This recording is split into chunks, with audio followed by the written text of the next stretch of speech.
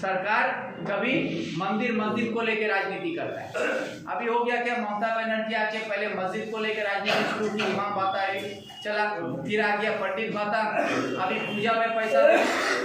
ये सब जो है कभी मुसलमान को खुश करो, कभी हिंदू को खुश करो, लेकिन जनता को खुश करने का काम कभी नहीं कर रहा है।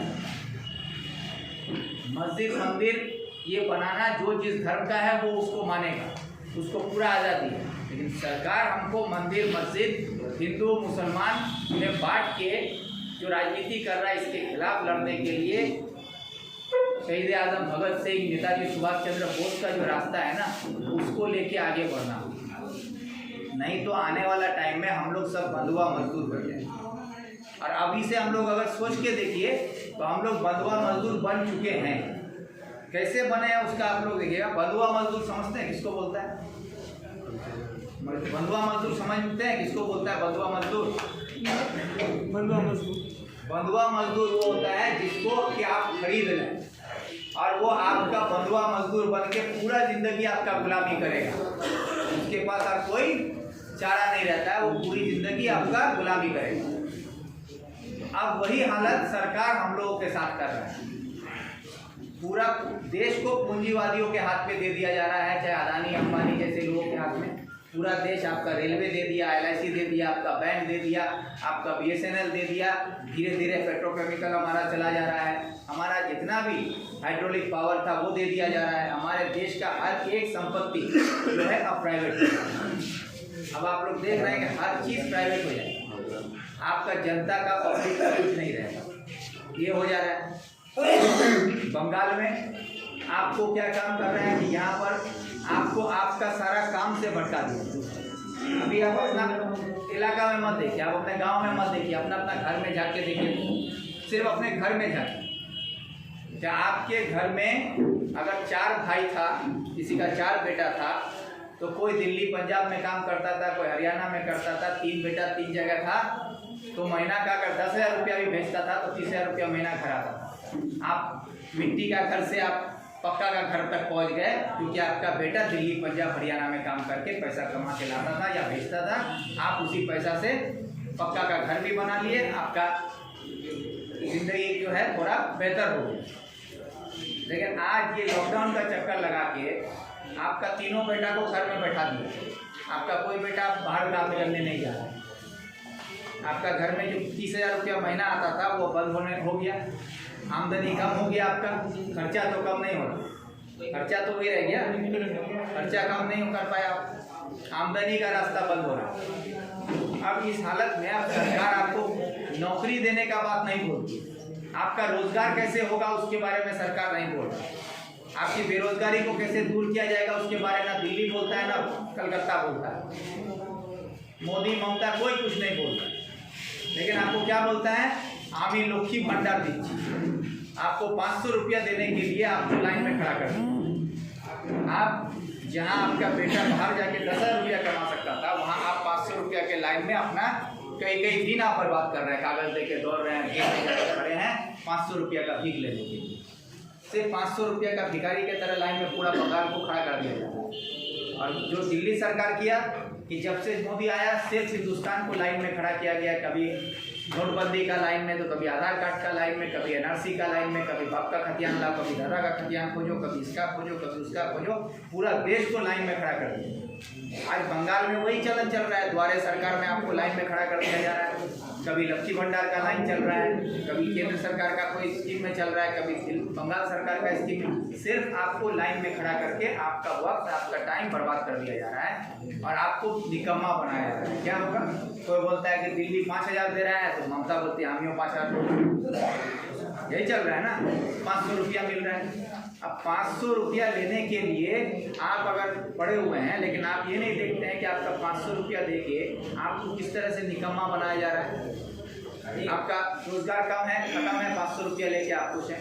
आपको राशन दिया जाता है, 300 रुपया का राशन आप लेते हैं 1 महीना में, 5 किलो चावल मिलता है, उसके साथ थोड़ा सा चावल मिल जाता है, चीनी चायपत्ती सब मिला के अगर आप बाजार में जाके वही सामान खरीदें तो कितना रुपया लगेगा?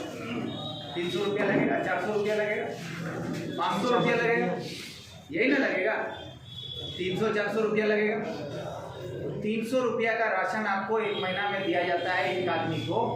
अब एक आदमी कुर्सी में आपको उठा के रखा है, क्या बोलता है कि दिल्ली पंजाब जाए की करो, काम कर लो भात खाओ, नहीं काम करो तो भात खाओ।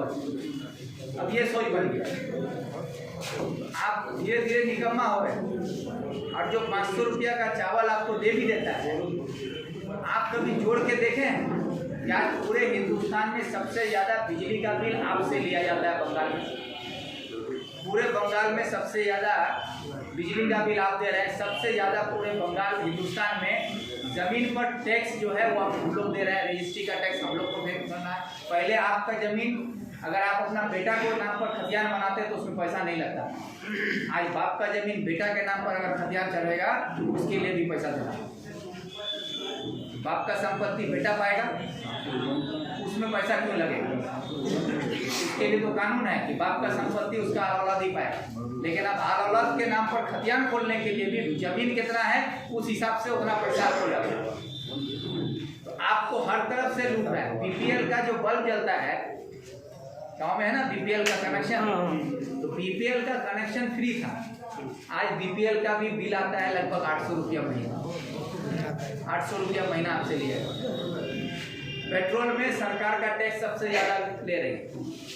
तो आपको हर तरफ से लूट रहा है और 300 रुपया का राशन पकड़ा देता है। आप सोचते हैं कि मुफ्त भात भी है। अरे भात दे के आपका सारा सामान छीन लिया जाए तो आप क्या कीजिए? बाद में जब एहसास होगा ना, जैसे घर में आपका बच्चा है, आप क्या करते हैं? एक तरफ अगर माँ बच्चा को अच्छा से दाल चावल पका के बेटा को खाना खिलाने लेके बैठेगा ना बच्चा को, और उसी वक्त अगर बाप घर में घुसता है, बोलता है ले बेटा बोलता चॉकलेट ले उनू, तो बच्चा खाना छोड़ के पहले चॉकलेट खाने जाता है कि नहीं? आप देख लीजिए जाके अपना घर में भी कि आपका घर में एक तरफ खाना रख दीजिए और एक तरफ चॉकलेट रख दीजिए। बच्चा को बोले तो जा खा ले, वो बच्चा चॉकलेट खाने ही जाएगा, खाना खाने नहीं जाएगा। हाँ, लेकिन बाद में जब खाना खत्म हो जाएगा तो वही बच्चा को जब भूख में तड़पेगा तब उसको एहसास होगा कि हम खाना क्यों नहीं खाए, हमको भूख लग रहा है। वही हाल हमारा बंगाल का पूरा आवाम का है कि ये 500 रुपया का लेमन जूस देके हमारा खाना छीन लिया जाए। और जिस दिन आपके पास ये लेमन जूस भी देना बंद हो जाएगा ना, उससे आपका गुजर, तब आपको एहसास होगा कि आपका जो खाना चला जा रहा है, आपका रोजी रोटी छीन लिया गया, आपको बेरोजगार कर दिया गया, निकम्मा बना दिया गया।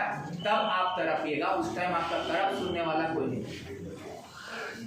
इसलिए इस बात को समझना होगा कि सरकार का जो नीति है ये पूंजीवादियों का नीति है।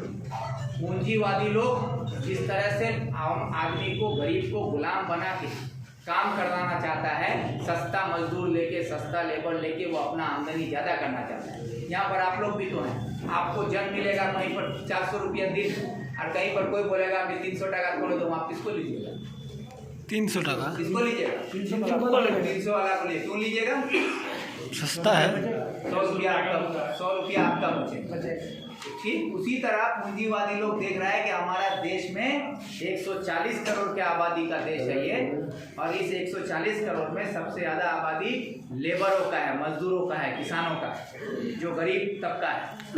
और हमारे पास मजदूर का कमी नहीं है, लेकिन हमारा मजदूर भी महंगा है। इस मजदूर को सस्ता कैसे किया जाए ताकि हम ज़्यादा से ज़्यादा काम करा सकें और कम से कम पैसा देके हम ज़्यादा से ज़्यादा काम लेके अपना मुनाफा कमा सकें। उसका ये एक तैयारी चल रहा है कि आपको निकम्मा बनाया जा रहा है।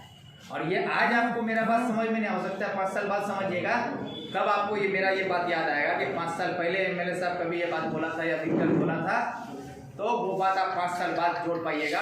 क्योंकि आपको जब निकम्मा कर देगा, आपके पास कोई रास्ता नहीं रहेगा, रोजगार नहीं रहेगा, तब आप कहीं काम करने लायक नहीं रहिएगा। तो जिंदा रहने के लिए तो आपको कुछ करना होगा।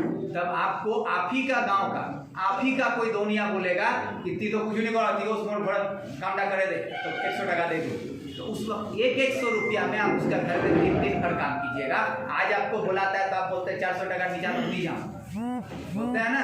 लेकिन वही आदमी 5 साल के बाद आप अपना गांव का ही दुनिया के पास 100 रुपया में काम मांगने के लिए जाइएगा, उस टाइम वो बोलेगा 100 टका नीचे 50 टका से कोल बोल तो कर नहीं जा। फिर वही 50 रुपया आपके लिए उस टाइम इतना महंगा हो जाएगा कि आप 50 रुपया में 3 दिन भर खा लीजिए। वही बंधुआ मजदूर बनना पड़ेगा। ये उसका तैयारी होगा, क्योंकि हमारे देश में लेबर का कमी नहीं है, मजदूर का कमी नहीं है, लेकिन मजदूरी का जो है वो महीना है। बड़ा पूंजीवादी लोग देख रहा है कि हमारा जो प्रॉफिट है, अगर जहाँ हम 10 रुपया कमाते हैं, अगर हमको लेबर सस्ता कर दें तो हमारा ये प्रॉफिट 30 रुपया हो जाए। तो हमको लेबर सस्ता कैसे करें? तो लेबर सस्ता करने के लिए ये एक सरकारी तौर पर एक साजिश चल रहा है कि आप लोगों को निकम्मा बनाएं। आज आप देखिए हमारे चकलिया में पिछले 3 महीना का सिर्फ ये है रिपोर्ट है कि 3 महीना में पूरे ब्लॉक में तकरीबन 21 जगह छिनताई हो चुका है। 3 महीना 21 जगह छिनताई होगी। कहीं बैंक से पैसा लेके निकला, उसका छिनताई हो गया, कहीं पर उसको मारपीट के पैसा छीन लिया, कहीं कुछ कर लिया, किसी भी तरह से हो 21 छिनताई हुआ।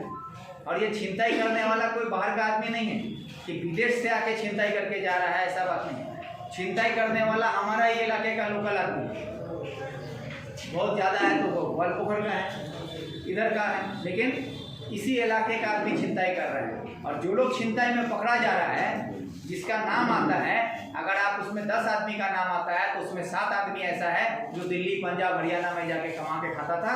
आज उसका काम धंधा बंद हो गया है, लेकिन उसका फुटानी कम नहीं हुआ है। अब तो उसको जीन्स पैंट, टी शर्ट, कान में मोबाइल लगेगा ही उसको, वो तो अब उसका फुटानी तो कम नहीं होगा। तो अब उस फुटानी को मेंटेन करने के लिए वो पैसा तो अब दिल्ली, पंजाब से ला नहीं पाता है। अब वो पैसा कहाँ से लाए? तो वो आप ही को लूट रहा है। अब वो आपको लूटना शुरू किया है। आप उसका थाना में जाके देखिए कितना आदमी का नाम आया, उसमें नाम सब सुनिएगा तो आप ही बोलिएगा या तो फलनार बेटा है, या तो फलनार भगीना है, या तो फलनार मामू है, या आप ही लोग बोलिएगा। क्यों आ रहा है अब ये? आपको धीरे धीरे जो निकम्मा बनाया जा रहा है, आपका रोजगार खत्म हो रहा है, आपको काम काज से दूर कर दिया जा रहा है, क्योंकि आपको घर बैठा के राशन दे, ये आदमी को बर्बाद करने का। और अब तक ममता बनर्जी बोलती थी कि राशन हम दे रहे हैं, बोलती थी ना कि दीदी राशन दीजिए। अब 30 नवंबर से राशन बंद हो रहा है। दिल्ली सरकार राशन बंद कर दी 30 तारीख से के बाद, और राशन नहीं देगी दिल्ली सरकार। तो ममता बनर्जी बोलती है हम ही दीजिए, लेकिन अब ममता बनर्जी फिर दिल्ली सरकार को लिख के बोलती है कि 6 महीना और चालू रखिए। भाई जब तुम दे रही थी तो उससे भीख क्यों मांग रही हो? क्यों अब भीख क्यों मांग रही हो? तो अब असलियत भी सामने आ रहा है कि ये दिल्ली का पैसा का राशन खा रहे थे हम लोग।